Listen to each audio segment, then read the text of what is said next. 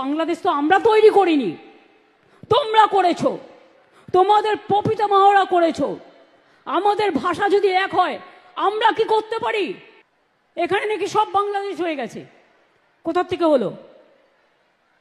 1947 সালে স্বাধীনতা আন্দোলনের পর যখন দেশ ভাগ হয়েছিল, আপনারা কি করেছিলেন?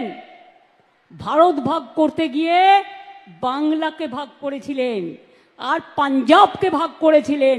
তার কারণ চলে যান আন্দামান সেলুলার জেলে। আমি রেপ্লিকা তুলে নিয়ে এসেছি আলিপুর মিউজিয়ামে।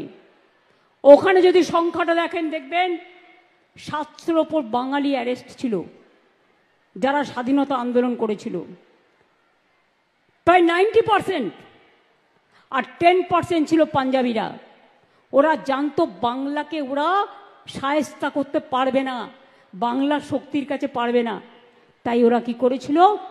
বাংলাটাকে ভাগ করে দিয়েছিল আর পাঞ্জাবটাকে ভাগ করে দিয়েছিল।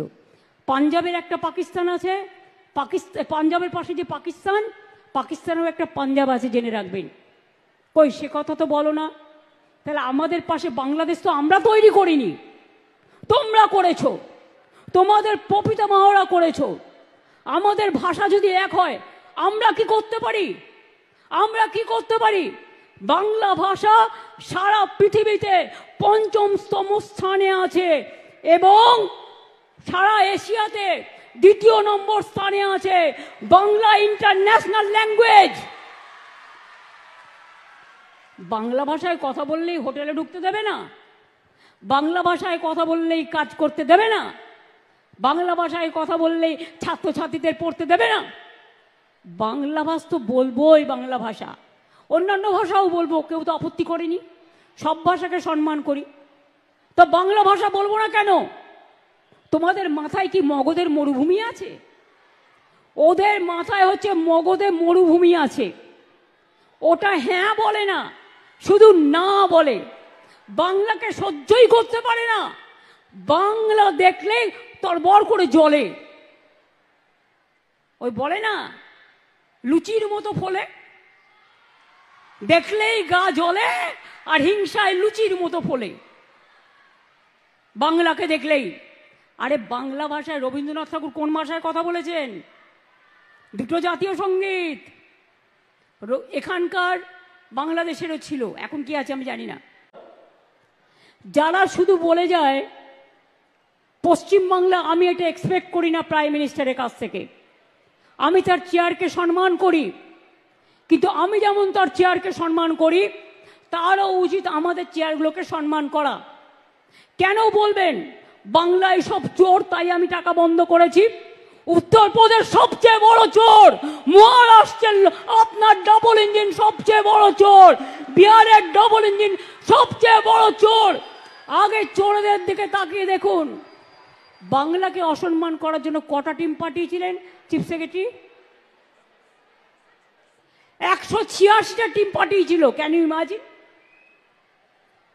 কিছু জায়গায় দেখুন, সব পঞ্চায়েত তো আমাদের নয়, নানা দলের আছে। পঞ্চায়েত কখনো একটা পার্টির হয় না। এমএলএ যেমন ওদেরও অনেকগুলো আছে, এমপিও আছে। ডেমোক্রেসিতে সব রাজনৈতিক দলই থাকে। কিছু প্রবলেম হয়েছিল, আমাদের কাছে প্রশ্ন করা হয়েছিল, তার জন্য 186টা টিম পাঠানো হয়েছিল। সব প্রশ্নের উত্তর দেওয়া হয়েছে। সব প্রশ্নের উত্তর দেওয়ার পরে যদি কোনো স্টুডেন্টকে আপনারা 0 নাম্বার দেন, সেই স্টুডেন্ট কি মেনে নিতে পারবে? পারবে? সব প্রশ্নের উত্তর দেওয়ার পরেও আপনারা নাম্বার কাটছেন আর বাংলাকে চোর বলছেন। চোরের গদ্দারদের নিয়ে আপনারা মিটিং করছেন আর আপনারা বাংলাকে চোর বলছেন। লজ্জা করে না?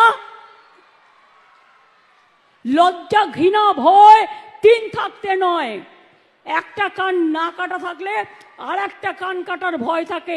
এদের 2টো কানই কাটা, তাই কান কাটার কোনো ভয় নেই।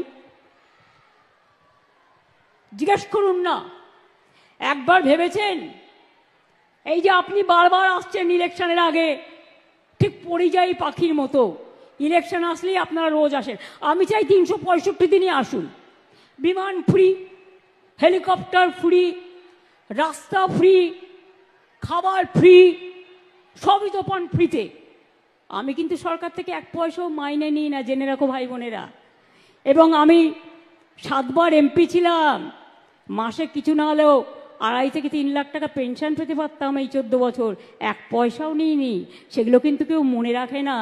আর পশ্চিমবঙ্গ সরকারের চিফ সেক্রেটারি বসে আছে, তার সামনে বলছি, আমি কোনো সার্কিট হাউসে গেলেও সেখানেও টাকা দিয়ে থাকি। আমি বই লিখি, সেই টাকা থেকে যা পাই। আমি গান লিখি, গানের থেকে যা পাই আমার চলে যায়। আমি একা মানুষ, আমার কিসের দরকার? কিসের দরকার? খাই তো একবেলা, আমার কিসে লাগবে? আমি টাকা চাই না, আমি মেধা চাই। আমি টাকা চাই না, আমি আত্মসম্মান চাই। বাংলা মায়ের সম্মানে আঘাত করলে আমার গায়ে আঘাত লাগে। আমাকে আপনারা যা ইচ্ছে গালি দিন, আমার বিরুদ্ধে অপপ্রচার করুন, কুৎসা করুন, চক্রান্ত করুন, আমি লড়ে নেব। আমার বুকের পাটা আছে, জেনে রাখুন।